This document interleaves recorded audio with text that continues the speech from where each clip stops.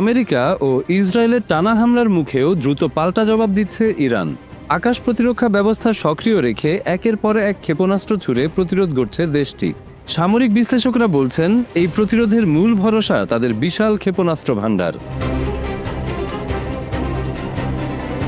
তবে ইরান ঝাঁকে ঝাঁকে যেভাবে ড্রোন আর ক্ষেপণাস্ত্র ছুটছে তাতে বিশ্লেষকদের মনে সন্দেহ দানা বেঁধেছে। এত ক্ষেপণাস্ত্র আর ড্রোন কোথায় পাচ্ছে ইরান? এমন প্রশ্নের উত্তর খুঁজতে গিয়ে বিশ্লেষকরাও পাল্টা প্রশ্ন ছুটছেন।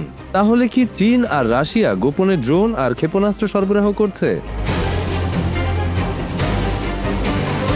যুক্তরাষ্ট্র ইসরায়েলি হামলায় খামেনি হত্যাকাণ্ডের পর ইরান টানা পাল্টা আঘাত চালিয়ে যাচ্ছে ইসরায়েল আর মধ্যপ্রাচ্যে অবস্থিত মার্কিন ঘাঁটিগুলোতে। দূরপাল্লার ব্যালিস্টিক ক্ষেপণাস্ত্র ও আত্মঘাতী ড্রোন ব্যবহার করে লক্ষ্যবস্তুতে হামলা করা হচ্ছে।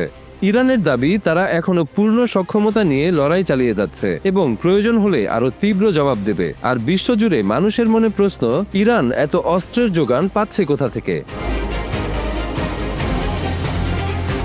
অনেক বিশ্লেষকদের ধারণা, রাশিয়া ও চীন গোপনে ইরানকে অস্ত্র সহায়তা দিচ্ছে। যদিও চীন এমন তথ্য অস্বীকার করেছে, আর রাশিয়াও এ ব্যাপারে নীরব। বিশ্লেষকদের মতে, মধ্যপ্রাচ্যে ইরানের ক্ষেপণাস্ত্র ভাণ্ডার সবচেয়ে বড় ও বৈচিত্র্যময়। তাদের হাতে রয়েছে মর্টার, রকেট, ড্রোন ও ক্রুজ ক্ষেপণাস্ত্র। এসব অস্ত্র নিচু দিয়ে উড়ে স্থল লক্ষ্যবস্তুতে আঘাত আনতে পারে। তবে সবচেয়ে গুরুত্বপূর্ণ অস্ত্র হিসেবে ধরা হয় তাদের ব্যালিস্টিক ক্ষেপণাস্ত্র।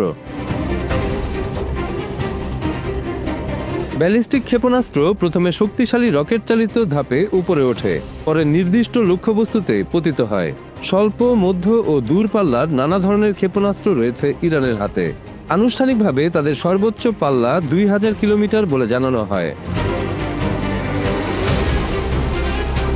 ইরানি কর্মকর্তারা বলেছেন, 2000 কিলোমিটার পাল্লাই দেশের নিরাপত্তার জন্য যথেষ্ট, কারণ এতে ইসরায়েল পর্যন্ত পৌঁছানো যায়। তবে পশ্চিমা বিশ্লেষকেরা সতর্ক করেছেন, চাইলে ইরান এই সীমা তুলে দিতে পারে। 2023 সালে ইরান ফাত্তাহ 1 ও ফাত্তাহ 2 নামে অতি দ্রুত গতির ব্যালিস্টিক ক্ষেপণাস্ত্রের ছবি প্রকাশ করে। ইরানের ইসলামিক বিপ্লবী গার্ড কর্পস দাবি করে, এসব ক্ষেপণাস্ত্র শব্দের গতির 15 গুণ বেগে ছুটতে পারে এবং প্রায় 1400 কিলোমিটার দূরত্ব অতিক্রম করতে সক্ষম। গত 2 দশকে ইরান ক্ষেপণাস্ত্রের পাল্লা, নির্ভুল নিশানা, গতিশীলতা ও ধ্বংস ক্ষমতা বাড়ানোর দিকে জোর দিয়েছে।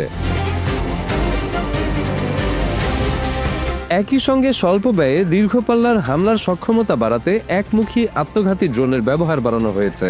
এসব ড্রোন লক্ষ্যবস্তুতে আঘাতের সঙ্গে সঙ্গে ধ্বংস হয়ে যায়। ফলে তুলনামূলক কম খরচে বড় ক্ষতি করার কৌশল নিয়েছে তেহরান। ইরানের হাতে ঠিক কী পরিমাণ ক্ষেপণাস্ত্র আছে তা স্পষ্ট নয়। 2022 সালে যুক্তরাষ্ট্রের সেন্ট্রাল কমান্ডের তৎকালীন প্রধান জেনারেল কেনেথ ম্যাকেনজি বলেছিলেন, ইরানের কাছে 3000-এর বেশি ব্যালিস্টিক ক্ষেপণাস্ত্র রয়েছে। তবে সাম্প্রতিক যুদ্ধে কিছু অস্ত্র ধ্বংস বা ব্যবহৃত হয়েছে বলে ধারণা করা হচ্ছে। ইসরায়েল দাবি করেছে, সাম্প্রতিক সংঘাতে ইরানের ক্ষেপণাস্ত্র উৎক্ষেপণ যন্ত্রের সংখ্যা অর্ধেকে নেমে এসেছে। যদিও উপগ্রহ চিত্র বিশ্লেষণ করে দেখা গেছে, জুনের পর থেকে ইরান তাদের কর্মসূচি অনেকটাই পুনর্গঠন করেছে। অনেক অস্ত্র ভূগর্ভে সরিয়ে নেওয়া হয়েছে, যাতে হামলা থেকে সুরক্ষা পাওয়া যায়। যুক্তরাষ্ট্রের প্রেসিডেন্ট দাবি করেছেন, ইরান এমন এক ক্ষেপণাস্ত্র বানাচ্ছে যা একসময় আমেরিকার মূল ভূখণ্ডে পৌঁছাতে পারে। তবে এ দাবির পক্ষে নির্দিষ্ট কোনো প্রমাণ নেই। 2025 সালে প্রতিরক্ষা গোয়েন্দা সংস্থার এক মূল্যায়নে বলা হয়, ইরান চাইলে 2035 সালের মধ্যে 5500 কিলোমিটারের বেশি পাল্লার ক্ষেপণাস্ত্র তৈরির সক্ষমতা অর্জন করতে পারে। সামরিক শক্তির তুলনায় ইরানের অস্ত্র ভাণ্ডার যুক্তরাষ্ট্র ও ইসরায়েলের চেয়ে অনেক ছোট বলে বিশ্লেষকরা মনে করেন। যুক্তরাষ্ট্র ইতোমধ্যে অঞ্চলে বিপুল যুদ্ধবিমান ও বোমারু বিমান মোতায়েন করেছে। ইসরায়েলের রয়েছে বহুস্তর বিশিষ্ট ক্ষেপণাস্ত্র প্রতিরক্ষা ব্যবস্থা, যা রকেট, ড্রোন ও ব্যালিস্টিক ক্ষেপণাস্ত্র প্রতিহত করতে সক্ষম। সাম্প্রতিক পাল্টাপাল্টি হামলা থেকে স্পষ্ট যে ইরান তাদের ক্ষেপণাস্ত্র শক্তিকে কৌশলগত ঢাল ও আঘাত দুই হিসাবে ব্যবহার করছে। সংঘাত দীর্ঘায়িত হলে এই অস্ত্র ভাণ্ডারই হয়ে উঠতে পারে আঞ্চলিক শক্তির ভারসাম্য নির্ধারণের প্রধান উপাদান। ইরানের অস্ত্র ভাণ্ডারকে আমেরিকা ইসরায়েল ছোট করে দেখলেও বাস্তবে দুই দেশ হামলা চালিয়ে এখন বিপাকে পড়ে গেছে বলে মনে করছেন আন্তর্জাতিক বিশ্লেষকেরা। আর ইরানকে পর্দার আড়াল থেকে চীন ও রাশিয়া সাহায্য করছে কিনা তা নিয়ে ধোঁয়াশা রয়েই গেছে।